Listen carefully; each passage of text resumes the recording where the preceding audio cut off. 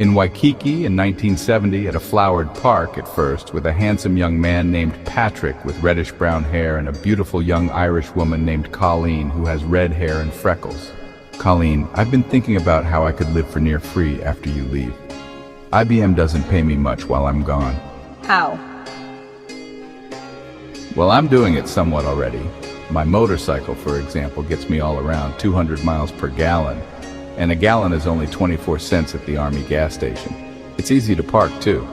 And those delicious chicken parts that we roast on the hibachi, they're only 10 for $1 at the Army commissary, so sometimes we're eating for only 30 cents a day. Where will you live?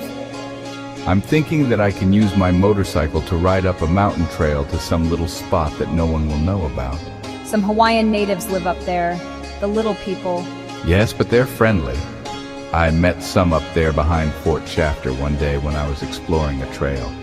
It was beautiful up there and so quiet, and I could see the ocean on all sides of the island. I could even see planes landing at the airport without even hearing them. Take me there, Patrick, and I'll help you scout it out some more. Good. You're still here for a while. We looked at each other sadly. Am I ever? But I want to make sure you're all right after I go. That's all I'll say for now, because from here on out, we shall not talk of my leaving.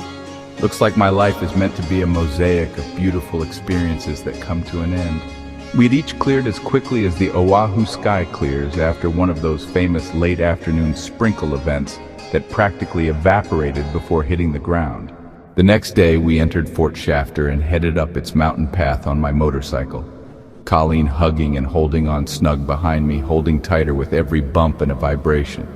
Based on her idea, we took the most difficult fork at every opportunity, some very shadowy, so as to ensure that few could ever find the end.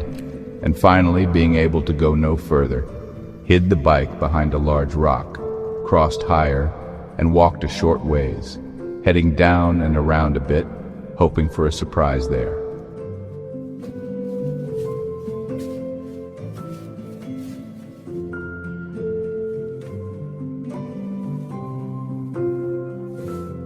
We came out on a most wonderful ledge that fronted a cave-like indentation, the whole place an underhang that was not visible from above. There we sat and rested on the grass in front of the rock face. We broke out a wad of her special stuff, and we found ourselves still up there the next morning, laying on our big beach towel.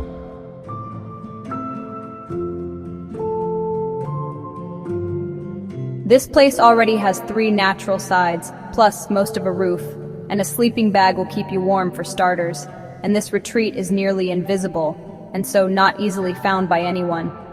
We may not even find it again if we don't pay attention on the way out. I can see part of the path way down there. It looks like an ant trail from here. I'll put a tent in the cave indentation to keep the grime and the bugs away, and I'll bring other things up, piece by piece, whenever I come up.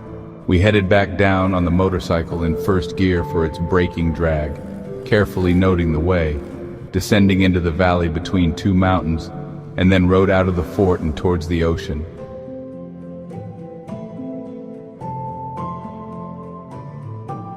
Where we'd have brunch at Smorgies with all that you could eat, especially the one we liked behind the Outrigger South right on the beach.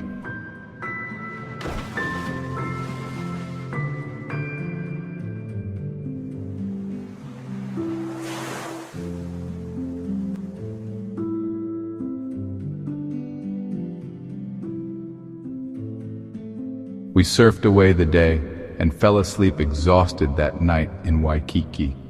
Colleen's head and red hair in my chest, the winds from the open window caressing us in our Garden of Eden.